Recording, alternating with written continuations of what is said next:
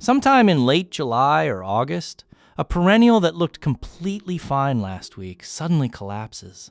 Not slowly, not gradually. It looked healthy on Monday, and by Thursday, it is wilted, yellowing, dropping leaves, or simply sitting there looking defeated despite everything you have done for it. The instinct is immediate. Water more. Maybe feed it. Maybe dig it up and check the roots. You have spent the whole season caring for this plant. You watered it through the June dry spell. You fed it in May when everything else was getting fed. You deadheaded it, mulched it, and checked on it regularly. And it is failing anyway. The frustrating part is that the care is real. Nobody is neglecting these plants. The gardeners watching their perennials collapse in August are almost always the attentive ones. The ones who notice the drooping leaves and respond immediately. The ones who never miss a watering. The ones who feed on schedule. Here is what almost nobody tells you about August. The problem is rarely the heat, and it is rarely neglect. The perennials collapsing in late summer are usually collapsing because of the care they received. Specifically, the care that worked perfectly in May and June and is now working against the plant in ways you cannot see. Your perennials are not failing because they are weak. They are failing because you keep trying to help them at the exact moment they need you to stop. If you have ever watched a perennial fail in August, despite doing everything right, tell me in the comments what happened and what you tried. Your growing zone helps too. I read everyone. The most common version of this starts with watering. A perennial showing stress in late July looks visually like a thirsty plant. Drooping leaves, dull color, reduced vigor. The obvious response is to water more heavily and more often. In April, that response is correct. In August, it is often what finishes the plant off. By late summer, your perennial has stopped trying to grow. The days are shortening. The soil has been warm for weeks. The plant has registered those signals and pulled its energy inward, down out of leaves and stems and into the root system. It is not struggling. It is doing exactly what a healthy perennial does at this point in the season. The problem is that a plant doing this looks, to most gardeners, like a plant that needs rescuing. And so the gardener waters more heavily into soil that is already holding more moisture than the roots can use. Here's what happens underground. Roots in late summer need two things: moisture and oxygen. In spring, soil drains and dries between waterings at a pace that delivers both. In sustained August heat, soil watered heavily and frequently stays saturated longer. Saturated soil displaces oxygen from the spaces between particles. Roots in oxygen-depleted soil cannot function. They cannot take up water even though they are surrounded by it. The plant wilts. The gardener sees the wilt and waters more. The roots lose more function. The decline accelerates. What actually helps is simple. Water less frequently, but more deeply. Let the soil dry slightly between sessions. Not completely, not to the point of visible drought stress, but enough that oxygen returns to the root zone before the next watering. Right now, push a finger or a thin trowel into the soil around any perennial that looks stressed. If it is still damp, several inches down, do not water. Wait, the plant is not thirsty. It may be suffocating. More care isn't solving the problem anymore. It's becoming part of it.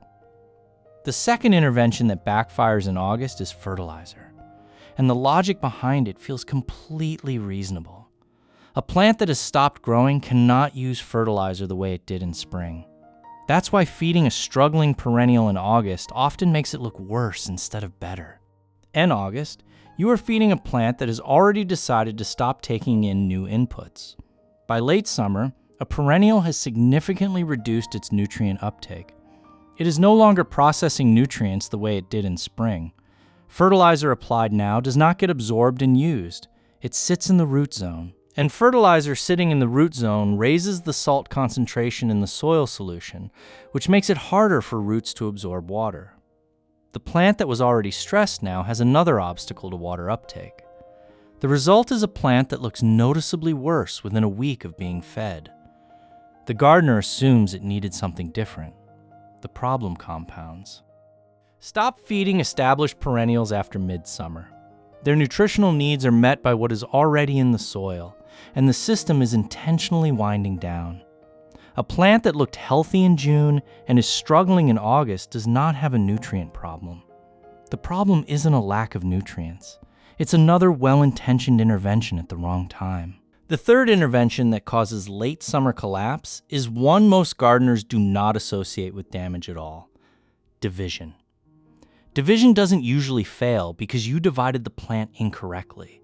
It fails because you're asking a perennial to restart growth after it has already begun shutting that process down for the season. That's exactly what happens when a gardener divides an overgrown perennial in late July or August, hoping to give it a fresh start. A divided plant has to push new roots out from fresh cuts, repair the damage from the division process, and support its existing leaves at the same time. That is a spring task. In August, the plant simply doesn't have the seasonal momentum to do it reliably. The result is a divided plant that sits in the ground, declining through September, establishes poorly before frost, and returns weakly, or not at all, the following spring. The right time to divide most perennials is early fall, after temperatures have dropped, but while there is still enough season for roots to settle in before frost, or spring, when the plant has the full growing season ahead. August is the gap between those two windows. It is not a dividing month. It is a leave it alone month. Sometimes the best care you can give a perennial is resisting the urge to improve it. Here is the part that makes the principle concrete. Some perennials thrive in August specifically because they are designed for the conditions most gardeners create when they stop intervening. Agastache is one of them. It actively dislikes wet soil, and in late summer it thrives in the lean, slightly dry conditions that develop when a gardener finally stops trying to fix what isn't actually broken. The saturated soil that suffocates other perennial roots is the exact condition Agastache was built to avoid.